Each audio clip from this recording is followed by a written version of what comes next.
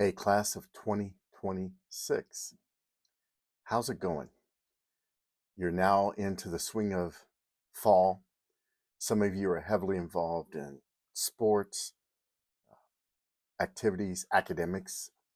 You're finally kind of getting to the swing of things. And I confess it can be very, very hard. It can be very challenging.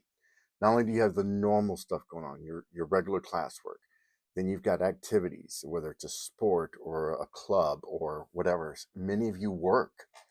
And so you all that have that going on. You have family dynamics. Some of it's very good, some of it's kind of challenging and painful. And then you have relationships, friends, boyfriends, girlfriends. Um, it can be all very overwhelming. Let me encourage you as you're navigating yet another week of your senior year. Uh, First of all, make time with God a priority. I was talking with a couple of students last week, and it came up about how their busyness is squeezing God out. Now, hear what I'm saying. I'm not gonna. Please don't hear me saying you got to spend an hour every day in the Bible. You got to read 10 chapters every day in the Bible. That's not what I'm saying. But I am saying you need to make it a priority to spend time with God in His Word, in prayer, um, and that's just minimal. Even worship, even if it's just a song, even if it's just reading a psalm or a prayer, even if it's just a chapter from the Gospels. I love how Tara Lee Cobble of the Bible Recap, she calls her quiet time, her devotional time, priority time.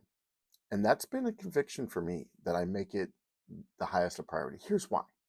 Can you get through a day without time with God? Yeah.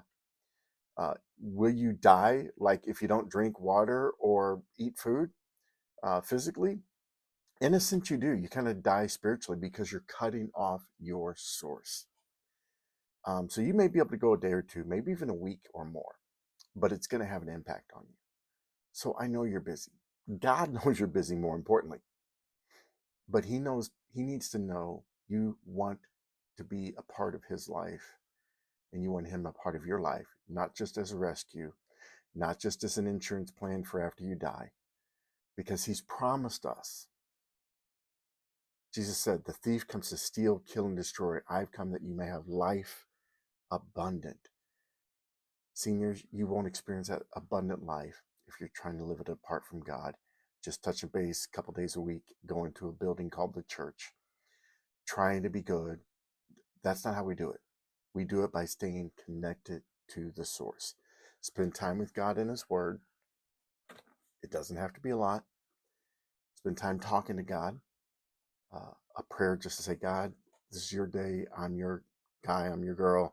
And I want to make the most of it as I read your word and as I live out your truth in my life today. And ask God to give you more time as you pray. He will help you with everything in your world, your family, your sin struggles, your studies, your sports, your clubs. He'll be a part of all of it, your work.